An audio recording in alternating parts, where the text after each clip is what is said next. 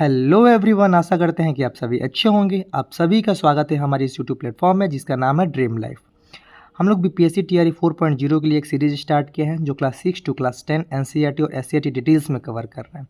हम लोग एससीईआरटी और एनसीईआरटी को ही क्यों फॉलो नहीं कर रहे हैं? बाकी बहुत सारे बुक्स मतलब मार्केट में अवेलेबल है, हम लोग इसको क्यों नहीं देख रहे हैं? लूसेंट है, घटना चक्र है, बहुत सारे बुक्स हैं। सबसे बड़ी बात है कि किसी भी एग्ज़ाम को क्लियर करने के लिए उसका बेसिक पार्ट होता है एनसीईआरटी और एससीईआरटी। आप लोग जाके बीपीएससी टीआरई 1, टीआरई 2 और टीआरई 3 का क्वेश्चन पेपर उठा के आप लोग देख लीजिए, एनालाइज कर लीजिए। 95% क्वेश्चन जो है ना एनसीईआरटी और एससीईआरटी डायरेक्ट उठा के रखा गया, इसलिए हम लोग किसी और बुक के चक्कर में पढ़ के अपना टाइम वेस्ट ना करें। तो चलिए हम लोग स्टार्ट करते हैं। ये क्लास है हम लोग का 7 और एनसीईआरटी लेसन 5। तो चलिए, इससे पहले हम लोगों ने क्लास 7 का साइंस कंप्लीट कर लिया है और ये क्लास 7 का ज्योग्राफी हम लोग कंप्लीट करने वाले हैं। ठीक है, ये 5th लेसन है। चलिए बिना किसी डिले के स्टार्ट करते हैं। सबसे पहले यहाँ पे एक लाइन दिया हुआ है, देखिए। सूर्य के ताप के कारण क्या होता है? जल वाष्पित हो जाता है। यानी जब सूर्य का ताप हमारे पृथ्वी पे पड़ता है तो जल क्या होता है? गर्म हो जाता है, और गर्म होकर क्या करता है? वाष्प के रूप में यानी वेपर के रूप में वो ऊपर चला जाता है, मतलब वायुमंडल में चला जाता है। फिर क्या होता है कि वही जल क्या होता है कि वो ठंडा हो जाता है, यानी कि जल वाष्प क्या होता है? ठंडा होकर संघनित हो जाता है और वो फिर बादल का रूप धारण कर लेता है। यहाँ से यह वर्षा हिम यानी बर्फ अथवा सहिम वृष्टि के रूप में धरती या समुद्र पर नीचे गिरता है, यानी कि इसका सर्कल चलते रहता है। ठीक है, जिस प्रक्रिया में लगातार अपने स्वरूप को बदलता रहता है और महासागरों, वायुमंडल एवं धरती के बीच चक्कर लगाता है, उसे क्या कहते हैं? जल का चक्र कहते हैं। अब देखिए यहाँ पे दिया गया इमेज, जिससे दिखाया गया है। ये मान लीजिए पृथ्वी का पानी है, ये क्या हुआ? सूर्य का प्रकाश इस पे पड़ा और ये क्या हुआ? गर्म होकर और वेपर के रूप में ऊपर चला गया, ऊपर गया, संघनित हो गया, फिर बादल बन गया, फिर क्या हुआ? वर्षा हुआ, फिर नीचे आ गया। इसका सर्कल चलते रहता है, तो इसी को बोलते हैं जल चक्र। अब चलिए, यहाँ पे दिया गया है हमारा पृथ्वी थलशाला के समान है। इंपॉर्टेंट है, थलशाला का मतलब ये हो गया वैसा जगह जहाँ पे मतलब पानी पहले से ही मौजूद है और उसका चक्र चलते रहता है। ठीक है, तो यहाँ से क्वेश्चन बीपीएससी डायरेक्ट उठा सकता है कि निम्नलिखित में से थलशाला का एग्जाम्पल कौन सा है? तो कौन सा हो गया? पृथ्वी थलशाला के समान है। ठीक है, और ये जो जल है हमारे पृथ्वी पे न जाने कई वर्षों पुराना है, करोड़ों साल पुराना है। ठीक है, बहुत पहले से पृथ्वी पे जल है। अब देखिए, जो जल है वो क्या है? अलवन जल के मुख्य स्रोत नदी, ताल, सोते एवं हिमनद है। अलवन जल मतलब क्या होता है? अलवन का मतलब होता है नमकीन पानी, जो जैसे हम लोग पियेंगे ना वो नमक के समान लगेगा, बहुत ज़्यादा नमकीन, इतना नमकीन होता है कि आप लोग पी नहीं सकते उसको। तो वही बोल रहा है कि अलवन जल का मुख्य स्रोत क्या है? तो नदी में, तालाब में, हिमनद, हिमनद मतलब बर्फ़ जहाँ पे रहता है, बर्फ़ का नदी, वहाँ पे क्या होता है? सबसे मुख्य स्रोत है, अलवन जल मिलता है वहीं पर। अब यहाँ पे लिखा है महासागरों एवं समुद्रों का जल लवणीय होता है। यानी महासागर और समुद्र का जल क्या होता है? लवणीय होता है, मतलब बहुत ज़्यादा नमकीन होता है। इसमें क्या मिलता है हमको? अधिकांशतः नमक, सोडियम क्लोराइड। सोडियम क्लोराइड मतलब NaCl। ठीक है, यहाँ से क्वेश्चन बन जाएगा कि सोडियम क्लोराइड का रासायनिक सूत्र क्या है? तो NaCl, जो आपको इसमें कवर कर दिया जाएगा नोट्स में।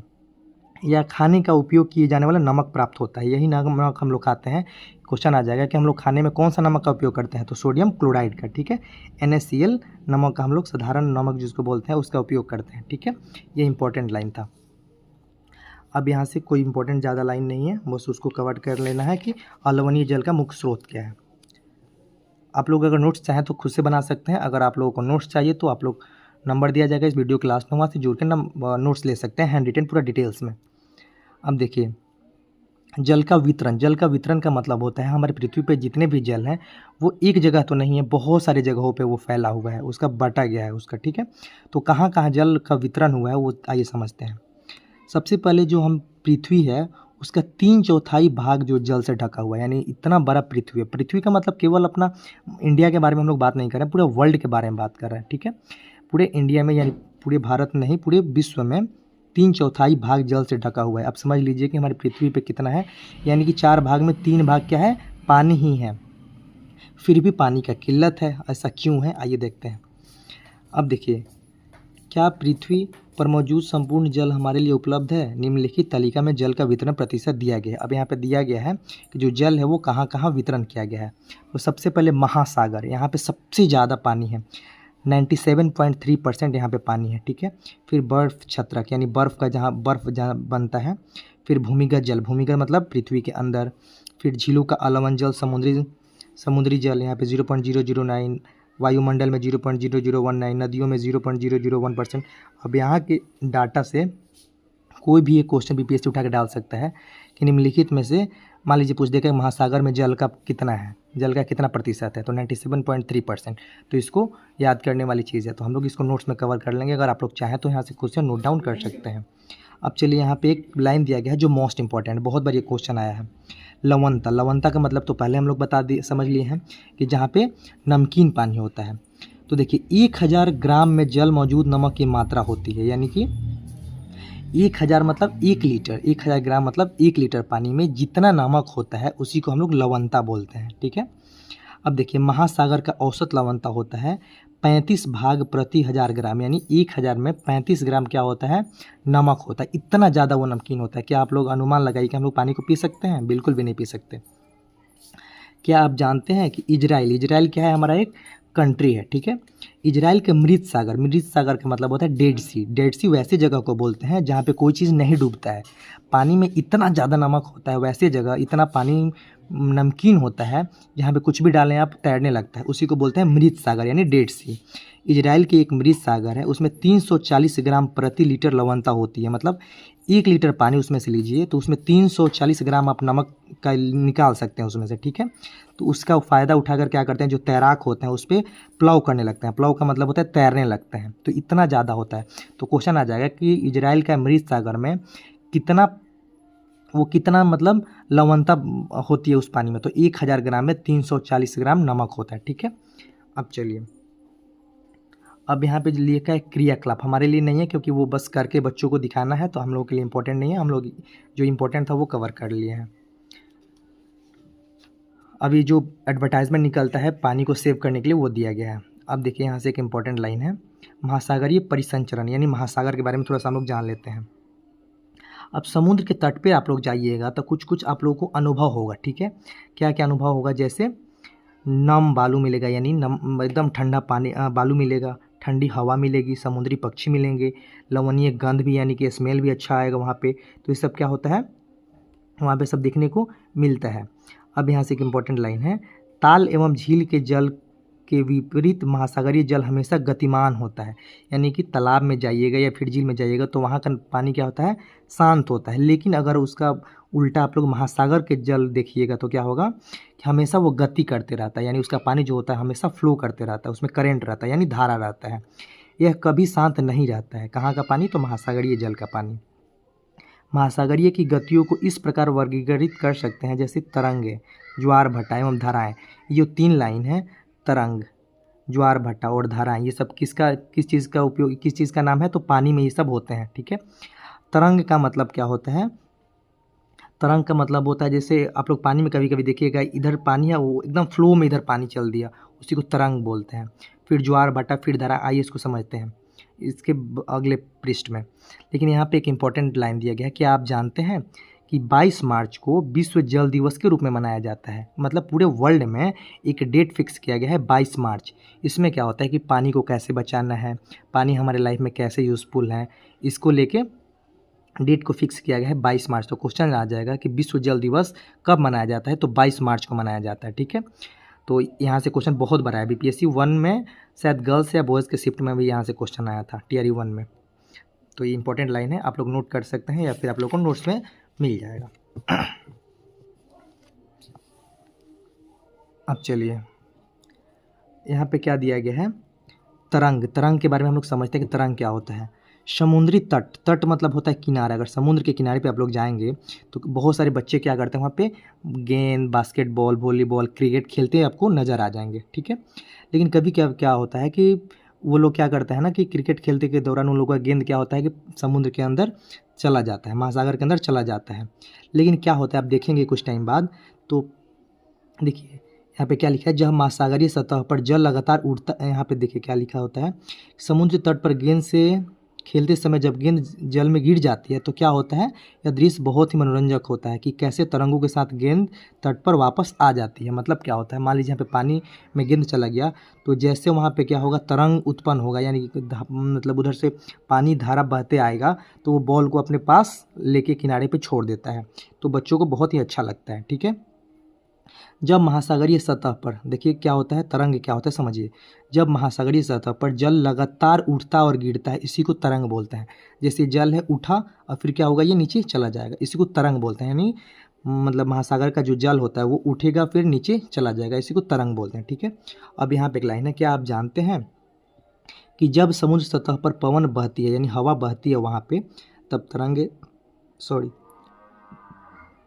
जब समुद्री सतह पर हवा बहती है तब तरंग उत्पन्न होते हैं। ठीक है, जितनी वह तेज पवन होगी यानी हवा होगी उतना ही तेज क्या होगा, तरंग उत्पन्न होगा। ठीक है, अब चलिए यहाँ पे तरंग हम लोग देख लिए। अब देखिए, तूफान में तेज वायु चलने पर विशाल तरंग उत्पन्न होती है। इनके कारण अधिकांश विनाश भी हो सकता है, जैसे भूकंप आ सकता है, ज्वालामुखी, उद्गार एवं जल के नीचे का भूस्खलन। भूस्खलन का मतलब होता है धरती का खिसकना, यानी मिट्टी क्या होता है अपने जगह से क्या होता है, हट जाता है। के कारण क्या होता है, महासागरीय जल अत्यधिक विस्थापित हो जाती है। इसके परिणाम स्वरूप क्या होता है, 15 मीटर ऊंचाई वाली विशाल ज्वारीय तरंग उठ सकती है। यहाँ पे क्या हो सकता है, 15 मीटर तक क्या होता है, ज्वारीय तरंग उठ सकता है। तरंग तो पता समझ में आ गया क्या होता है, पानी के ऊपर उठना और गिरना, तो 15 मीटर तक उठ सकता है। ठीक है, उसी को हम लोग सुनामी कहते हैं।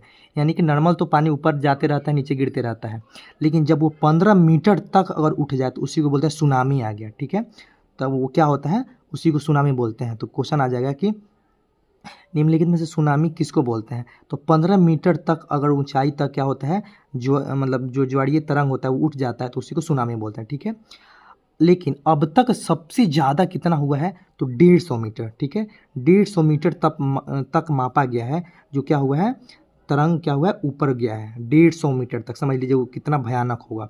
और वो जब हुआ था तो 700 किलोमीटर प्रति घंटे की रफ्तार से वहाँ पे हवा चली थी। ठीक है, अभी कब हुआ था, तो 2004 में की घटना है। ठीक है, तो क्वेश्चन यहाँ से अगर बनाने का होगा तो बीपीएससी बना सकती है। तो यहाँ से घटना दिया गया है कि 2004 के सुनामी से भारत के तटीय क्षेत्र में अत्यधिक विनाश हुआ था। सुनामी के बाद अंडमान और निकोबार द्वीप समूह में एक पॉइंट है इंदिरा पॉइंट, वह डूब गया था। यानी 2004 में जब सुनामी आया था तो क्या हुआ था, सुनामी किसको बोलते हैं, जब 15 मीटर से ऊपर उठ जाए अगर तरंग तो उसी को बोलते हैं सुनामी। तो एक सुनामी बहुत आया था, वो 150 मीटर तक उठ गया था, तो उसमें इंदिरा पॉइंट को डुबो दिया था। ठीक है, लेकिन जब ये तरंग होता है वो क्या होता है, तो यहाँ पे एक दिया है, सुनामी जो होता है वो क्या होता है, सुनामी जापानी भाषा का एक शब्द है जिसका अर्थ होता है पोताश्य तरंग। ठीक है, तो ये क्वेश्चन आ जाएगा कि सुनामी कौन सा शब्द है, तो जापान का एक भाषा है। ठीक है, जापानी भाषा क्या है, सुनामी। ठीक है, और ये जो घटना दिया गया पृथ्वी का तांडव, वही जो 2004 में आया था तो उसी के बारे में, तो ये इंपॉर्टेंट नहीं है। ठीक है, ये भी घटना वही है जो 2004 में आया था, ज्वारीय तरंग, बस वही इंपॉर्टेंट। हाँ, ये इंपॉर्टेंट है ज्वार भाटा। अब ज्वार भाटा क्या होता है वो समझ लेते हैं। दिन में 2 बार अगर नियम से महासागरीय जल का उठना एवं गिरना ज्वार भाटा कहलाता है। यानी कि अगर एक दिन में नियम फिक्स हो जाए, मतलब एकदम फिक्स टाइम है उसका कि 2 बार कम से कम एक दिन में जल ऊपर जाए और नीचे आए, तो उसी को बोलते हैं ज्वार भाटा। अब ज्वार अलग होता है और भाटा अलग होता है, समझिए। जब सर्वाधिक ऊंचाई तक उठकर जल तट के बड़े हिस्से को डुबो देता है, यानी जब जल उठेगा तो किनारे पे मिट्टी को क्या करेगा, डुबो देगा वो, तो उसी को क्या बोलते हैं, ज्वार कहते हैं। ठीक है, जब पानी ऊपर जाए और मतलब मिट्टी को डुबो देता है किनारे को, तो उसी को ज्वार बोलते हैं। लेकिन पानी क्या होता है, फिर नीचे चला जाता है, तो क्या होता है, जब जल अपने निम्नतम स्तर तक आ जाता है तब वो मतलब पानी क्या होता है, पीछे हट जाता है, तो उसी को बोलते हैं भाटा। तो ज्वार अलग है और भाटा अलग है। ठीक है, चलिए, बहुत बड़ा चैप्टर नहीं है लेकिन बहुत इंपॉर्टेंट चैप्टर है। अब देखिए ज्वार भाटा कैसे उठते हैं और क्यों उठते हैं, कि रीज़न तो होगा ना। देखिए पृथ्वी पे क्या है, ग्रेविटी है, मतलब गुरुत्वाकर्षण बल है। वैसे ही क्या है कि चंद्रमा में भी और सूर्य में भी ग्रेविटी होता है। तो क्या लिखा है, सूर्य एवं चंद्रमा के शक्तिशाली गुरुत्वाकर्षण बल के कारण पृथ्वी की सतह पर ज्वार भाटे आते हैं। क्वेश्चन आ जाएगा कि ज्वार भाटे उठने का निम्नलिखित में से कौन सा कारण है, तो सूर्य एवं चंद्रमा का शक्तिशाली गुरुत्वाकर्षण ही कारण होता है, जिसके कारण क्या होता है, ज्वार भाटा उत्पन्न होते हैं। ठीक है, जब पृथ्वी का जल चंद्रमा के निकट होता है, यानी जब पृथ्वी का जल होता है चंद्रमा के निकट होता है तब क्या होता है, उस समय चंद्रमा के गुरुत्वाकर्षण बल के कारण क्या होता है, वो आकर्षित करने लगता है जल को। उसी कारण क्या होता है, ज्वार आ जाता है। ज्वार मतलब समझ गए ना, जब पानी ऊपर जाता है, ठीक है। अब ज्वार सबसे ज़्यादा कब उत्पन्न होता है, तो पूर्णिमा और अमावस्या के दिन में क्या होता है, सूर्य, चंद्रमा एवं पृथ्वी तीनों एक सीध में आ जाते हैं, ठीक है। देखो यहाँ पे दिया गया है ना, सूर्य, चंद्रमा और पृथ्वी एक लाइन में आ गया है। कब होता है ये, पूर्णिमा एवं अमावस्या के दिन, ठीक है। इस समय सबसे ज़्यादा ज्वार उठते हैं, ठीक है। सबसे ज़्यादा ज्वार कब उठते हैं, पूर्णिमा एवं अमावस्या के दिन, ठीक है। इसी ज्वार को क्या कहते हैं, बृहत ज्वार, यानी बहुत बड़ा ज्वार बोलते हैं इसको। लेकिन जब चांद अपने प्रथम एवं अंतरिम अंतिम चतुर्थांश में होता है, चतुर्थांश मतलब क्या होता है, इसका साइज घटता है ना, किसका, चंद्रमा का, ठीक है। तो क्या होता है, तो चांद एवं सूर्य के गुरुत्वाकर्षण बल पर विपरीत दिशाओं से महासागरीय जल पर पड़ता है। परिणाम स्वरूप इसको निम्न ज्वार भाटा कहते हैं, ठीक है, या निम्न कहें या फिर इसको लघु बोलते हैं, ठीक है। अब चलिए, इससे क्या होता है, तो जब नाव चालक होते हैं, यानी जो समुद्र में क्या होते हैं, नाव जो चलाते हैं उनको सहायता मिलती है कि पानी के फ्लो में वो आगे चले जाते हैं। तो यहाँ पे दिया गया है, बहुत इंपॉर्टेंट नहीं है। अब यहाँ पे एक लाइन दिया गया है, महासागरीय धाराएं, ठीक है। अब इसमें भी कुछ ज़्यादा इंपॉर्टेंट नहीं है, वो धारा के बारे में दिया गया है और यहाँ पे एक्सपेरिमेंट किया गया है, तो इसमें बहुत ज़्यादा इंपॉर्टेंट नहीं है। जो भी इंपॉर्टेंट था हम लोगों ने कवर कर लिया, ठीक है। अब यहाँ पे देखिए कुछ प्रश्न और उत्तर है। वर्षण क्या है, मतलब बारिश। जल चक्र क्या है, हमने बता दिया कि जल क्या होता है, सबसे पहले वाष्प होकर ऊपर जाता है, फिर संघन होकर बादल बनता है, फिर बारिश होता है, इसी को जल चक्र बोलते हैं। लहर का ऊंचाई प्रभावित करने वाले कारक कौन से हैं, तो ये सब हमारे लिए इंपॉर्टेंट नहीं है, मतलब बच्चों के लिए है। हम लोग को जो इंपॉर्टेंट है वो कवर कर लिए हैं। इसका MCQ देख लेते हैं जो इंपॉर्टेंट होगा। अब देखिए यहाँ पे क्या दिया गया है, वह प्रक्रम, यानी वह प्रक्रिया, वह प्रोसेस जिसमें जल लगातार अपने स्वरूप को बदलता रहता है और महासागरीय वायुमंडल एवं स्थल में जल चक्र लगाता है, उसको क्या बोलते हैं, जल चक्र बोलते हैं, ठीक है। यानी जल का पहले क्या होता है, रूप बदलता है। जैसे पहले जल है, फिर गर्म होकर वाष्प बना, फिर बादल बना, फिर क्या हुआ, पानी में पानी बन के नीचे आया, तो उसको जल चक्र बोलते हैं। पहले क्या हो जाएगा, जल चक्र, ठीक है। सामान्यतः गर्म महासागरीय धाराएं उत्पन्न होती है, यानी सूर्य का प्रकाश सबसे ज़्यादा कहाँ पड़ता है, तो भूमध्य रेखा पर, यानी पृथ्वी के बीचों बीच। तो क्या होगा, सबसे ज़्यादा पानी कहाँ का गर्म होगा, तो बीचों बीच, यानी भूमध्य, यानी भूमि के मध्य रेखा पे होगा। ध्रुव किसको बोलते हैं, सबसे ऊपर, और सबसे नीचे को भी ध्रुव बोलते हैं, यानी नॉर्थ ध्रुव और साउथ ध्रुव, नॉर्थ पोल साउथ पोल। दिन में 2 बार अगर दिन में 2 बार निम्न में नियम से अगर महासागरीय जल का उठना एवं गिरना कहलाता है, तो उसको क्या बोलते हैं बताइए, उसी को बोलते हैं हम लोग ज्वार और भाटा, ठीक है। अगर नियम से अगर गिरे, ऊपर जल जाए और नीचे जल आ जाए नियम से, तो उसको बोलते हैं ज्वार भाटा, ठीक है। तो हम लोग कवर कर लिए। और सबसे ज़्यादा सवाल है कि आप लोग को नोट्स कहाँ मिलेगा। अगर आप लोग चाहते हैं तो डिटेल्स में अपने हैंड राइटिंग में नोट्स कवर कर लीजिए, वो ज़्यादा इंपॉर्टेंट है आप लोगों के लिए। और क्वेश्चन कहीं बाहर से नहीं आते, आप लोग जाकर Tier 1, Tier 2 और Tier 3 देख सकते हैं, एक भी क्वेश्चन बाहर से नहीं आता है। तो आप लोग डिटेल से कवर कीजिए। अगर आप लोग चाहते हैं मिनट से नोट्स लेना, तो आप लोग इस नंबर पे आप लोग मैसेज करके और नोट्स ले सकते हैं। नंबर है 9199571242। इस पे आप लोग हाई और नोट्स करके बोल दीजिएगा। लेकिन ये क्या है, पेड नोट्स है। अगर मेरे से लीजिएगा तो क्लास 6 टू क्लास 10 NCERT और SCERT आपको पेड नोट्स मिलेगा और एक भी लाइन इससे बाहर नहीं जाएगा। इसका प्राइस है आपका 299। जिनको भी लेना हो आप लोग जुड़ के ले सकते हैं, ठीक है। चलिए, बहुत बहुत धन्यवाद।